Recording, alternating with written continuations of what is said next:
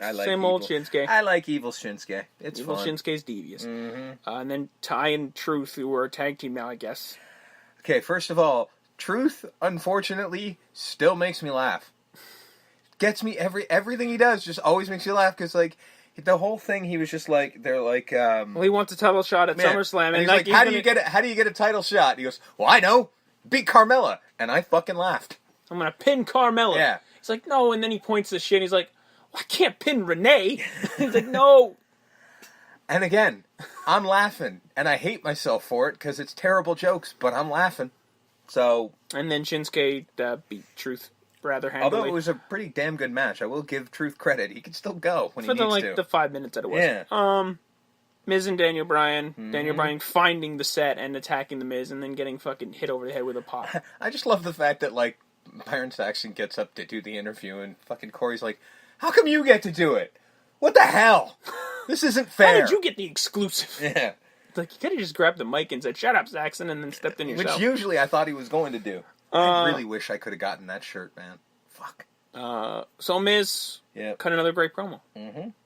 Like, the Miz is so good at cutting a promo. Yeah, he's kind of got like, this down. It's okay that he's a fucking, like, the safest of the safe WWE wrestlers because he's one of the best promos in the company. Oh, he's still the top heel of the company. There is no other person who can generate as much actual heat as him. And then attacking fucking the Golden Boy. Mm-hmm. Which, yeah, that's the thing.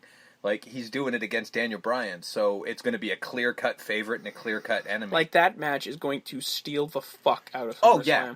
That will be the match of the night, whether you want it to be or not. Like, they gotta give that match at least 15, 20 minutes, right? If they don't, they fucking wasted time.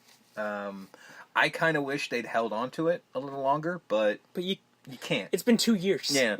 You know well, that's the thing, right? Like, so they kind of did what they kind of were able to do. But, I mean, yeah. They had to wait for the first big show, and it couldn't be WrestleMania because it was too close to him being cleared. Yeah. So they waited for the next possible big event, which was SummerSlam. Yeah, no, I get the point. It's just, I kind of would have liked a grander stage for it. But, I mean, at this point in time, SummerSlam's the second biggest stage they got. Also, and again, like you said, this is going to steal the show. I can't imagine anything going to tell a better story than this. So I'm shocked they're still doing SummerSlams in arenas. Yeah, I don't know why they didn't attempt to go to a stadium somewhere. You know, they would sell it out. Yeah, I mean, again, it's the WrestleMania of the summer, so if you could easily sell out. Like, I get the whole Brooklyn thing because they have history. Sure, but like. Yeah, there's plenty of places you can go. Open it up. Well, I heard rumors that they were going to do it here. Yeah, we were talking about that. It wouldn't be the Sky Dome, but it would be BMO, which is a soccer stadium, which is still big enough stadium. Yeah. Well, it's bigger than where they are now. So I don't know. Maybe next year. I don't know if they've discussed next year's. I don't know. But I would hope so. Plans for SummerSlam. I mean, in all fairness, clearly, of course, we want a SummerSlam here because every show, please. Yeah. Bludgeon Brothers. Mm-hmm. Talking crap and then beating up some jobbers. Like you do. And then I did enjoy Corey basically called them Taz Jr. and a Roman Reigns starter kit. Oh, the guys they beat up? Yeah. I was like, okay, that's pretty funny. Well, there was 3 of them, wasn't there? There was, yeah, but the third guy didn't have a cool-looking gimmick that looked like he was a trash bag version of someone else. And then the New Day and the Bar tore it down for like 20 minutes in the main event. Like they always do. And then the New Day won. I'm surprised by that. I thought the Bar was going to take that. So really? You thought it was going to be the Bar? I did. They're not doing heel versus heel. Well, they're just not. Yeah, but if there was one show that could get away with it, maybe. But I know why they're just never going to. I don't think they're too stuck in their ways to do something like that. Face versus heel every time. Yeah. Or face versus face when he absolutely has to. Yeah, like because Vince hates that too. By the way, because I mean, not that the Bar wouldn't get cheers, because the Bar would get cheers, especially over Bludgeon Brothers. But like the New Day's the New Day. Yeah, no, I know. New Day's the safe choice. Plus, again, you want the whole New Day. Like, maybe you do want them as the 5-time tag team champions of the world, because again, they eventually want someone to get that record. Out with the old, in with the new. 205 Live. The real Body guys, Tony and Buddy, defeating the Lucha House Party. Like you do. The Loser House Party, if you're Nigel. Gave it time. Again, I laughed at that too hard, too. Like, she's so, like... Yeah. like so vehement like, hatred. Lose a house party. It's the accent really that does it. Yeah, it gets the slimy British accent. Mm-hmm. So Tony and Buddy win with a fucking roll up. Yes. Good heel win. I don't know what Mustafa Ali was in the hospital for. Reasons? I don't know. know. But they're using it in storylines now. Yeah, I don't know. Because the GM there was saying, like, are you good to go? And he's like, I'm fine. I mean... And then he wasn't. Yeah, that's the thing. I mean, I got to assume that if they're using it storyline-wise, it wasn't a real problem, right? It might have just been there for a checkup of something. But I don't know. It seemed a little weird that they did it that way. Noam Dar defeated Sean Maluda, and then Itami defeated Ali because of he was on the top rope, and then he kind of swayed, fainted a little bit. They did the usual there's something wrong, we don't know what it is, whoa problem, and he just fell. But the actual match itself was great. It's starting to become heartbreaking watching 205 Live, watching these guys just kill it in the ring, and just. You can hear a fucking pin drop in the building. Yeah, I don't know. Like, what do these guys have to do? Basically, you get to the point, you're like, what do I have to do to impress you people? That's the thing. I can't understand at this point, because it's they're putting out some of the best wrestling. You could see it. Yeah. You're there. You're watching it. Yeah. It's not like it's trash bag wrestling. You're watching ththese all-star cruiserweights put on great wrestling matches. Yeah. And you're booing it just because you didn't like it at the beginning? Yeah. Because apparently if something's not good to begin with, it's just never going to be... Things can't improve. Yeah. And that's the thing. Because there is no argument now, which is why I wish people would fucking tweet me and explain to me if you're listening. Because, seriously, what argument can you possibly have? You can't say that you don't know these guys, because you know how you know them? You watch the fucking show. Well, I don't think that's the argument anymore. I think it's the whole... They fucked up at the beginning with the crappy Raw matches that they repeated on 205 Live the next night, and that's crap. And I'll agree with that. We were fully admitting that, these guys should just be on their own show and that's it. And then when they started to do that, and they started having these kind of matches on literally a weekly basis, they're having main event quality matches. Why can't you be like, well, now they're good? Yeah, they've changed. 205 Live is now great. Because that's the thing. Are you not watching it when you're at the show? Even if you don't like the product for some unknown reason, are you not watching the match? Well, again, if you don't like the product, why did you pay for a ticket to sit in the show? No, I mean 205. Why'd you stay? 10 o'clock, you could have just got out of your seat and left. No, I agree with that. Beat the traffic. I would agree with that, but I mean, my thought is, are you watching the match that's unfolding in front of you? Even if you don't like what it is that 205 quote-unquote is, are you not watching what's going on in that ring? I mean, we know firsthand those guys that were behind us. They were too busy talking about other shit and then periodically looking at the ring and making fun of what it was happening. Yeah, and I'm just I wanted to say something, but I don't really feel like picking a fight over something this stupid, but, such great matches, and these people don't care, and I just don't understand. But... Could have just turned to them and went, you guys could leave. Yeah, you don't have to be here. If you clearly don't want to be here, don't be here. But rooting for everyone else. In a week, we're going to be cheering for them. You won't hear us, but we'll be there. You might hear us because we'll be the only ones cheering in the whole building. That's true. So in a couple weeks, if you hear 3 Yahoos in the fucking cheap seats going Yahoo, Woo! That's us. NXT. Yes. Nikki Cross. My darling. Beat up a jobber. Well done there, Nikki Cross. Yes. Ricochet was going to come out for a reason?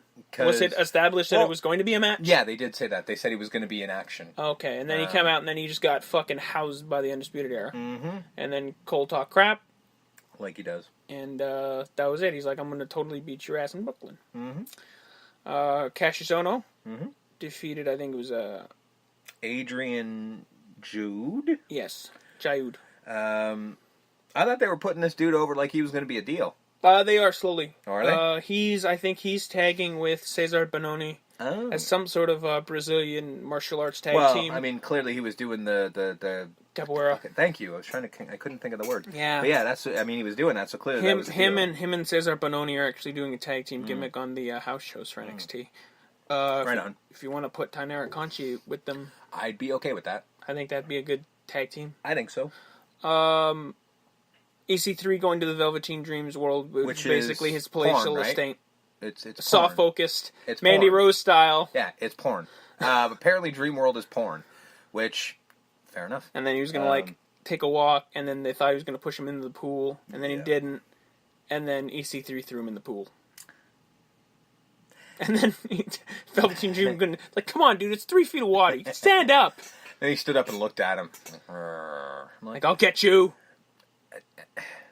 This is literally where we are. Velveteen Dream has no business still being here. Yeah. And this is what we're doing with him at this point. Match would be good. Yep. Keith Lee. Yep. Defeating Marcel... I wrote down a guy. Because he's a second-generation wrestler. Oh. I think it's Axel Dieter's Jr. Oh, okay. So Axel Dieter's kid. Well, they gave him an entrance. Mm-hmm. So, like, I think if they give you a proper entrance, you're going to eventually be a deal somewhere down the line, I think. But right now, Keith Lee is the deal because he's a flying tank. Yeah. If you've never seen Keith Lee before, he can almost do some flippy dippies, and he's like 300 change. Big motherfucker who will flip and dip and all that kind of stuff. It's scary as all hell. Like Marinell said, a flying tank. Yep, it's terrifying. So he's going to be a deal.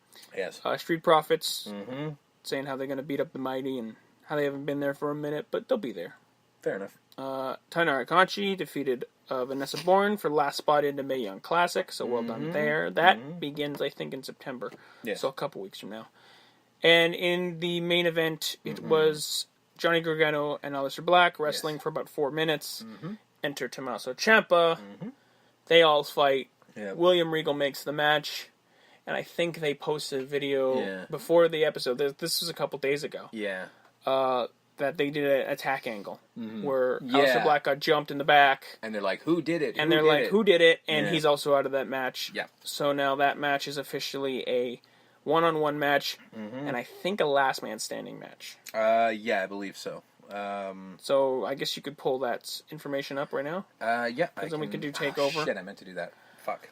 I meant to do that beforehand. My apologies. So it's going to be Takeover Brooklyn 4? 3? I think it's 4. I believe. This is considered in, like, NXT land. WrestleMania. Kind of. Yeah. Like, it's kind of like, I don't know if it's because it's been the same building for the past 4 years, and probably NXT is. Brooklyn was one of the first big shows they did. Like, that was Bailey, Banks, and that was the whole deal, I think that is the move, because it is literally, like, if you go to, Wikipedia, it's literally, like, a thing, like, Takeover Brooklyn is the name of the, what's the word I'm looking for? Well, it's Takeover. The event. Yeah, well, I mean, it's Takeover whatever city they're in. Yeah, but this one is considered and the name of an event. Like, if you look at the rest, like, if you look at the chronology, they're just like, oh, Takeover Brooklyn, Takeover, and then the next one was Takeover Toronto, but they've also got Takeover Brooklyn chronology. So they actually have one specifically for Brooklyn. Which, by the way, sucks that they never made Takeover Toronto a fucking thing. Assholes. Well, for that to happen, they would have had to do another pay-per-view. Yeah, and I... Not that I... Too, and I wanted them to. That was my point. Well... I don't know how I could have put that any other way that you could have understood that was exactly what I was trying to say. I know, but it's just unrealistic, unfortunately. Well, it's not. They just aren't. They don't want to. They just don't want to do it. It's not unrealistic. It is possible. It's like, as we're audibly poking WWE, like, hey, come on, guys, do it, guys, do it. I mean, again, you want to put.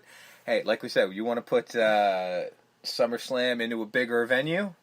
We got one. Take over Toronto 2, 3, 4, 5, 6, 7. 22. We can go with 22. Do 22 in a row, and then we'll stop complaining. How's that? Fair? Deal? Deal? Come on. Shake on it. Fine, 15. Yeah. All right. I'll deal 15. But I won't be happy about it. That's all. All right. So, again, you know the deal. It's 5 matches, I think. 'Tis. As per usual, 5 matches, like always. So, we start off with Velveteen Dream and EC3. I mean, EC3, because Velveteen Dream doesn't win big matches. Ever. And doesn't need to. I'm cool with that.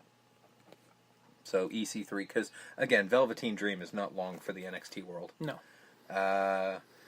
So, Undisputed Era, Kyle O'Reilly and Roderick Strong versus Mustache Mountain of Tyler Bate and Trent Seven. I mean, seriously, Undisputed Era, because, Mustache Mountain's got another thing to do. If they already haven't won the NXT Tag Team Championships in the UK, they're going to. They're going to. So,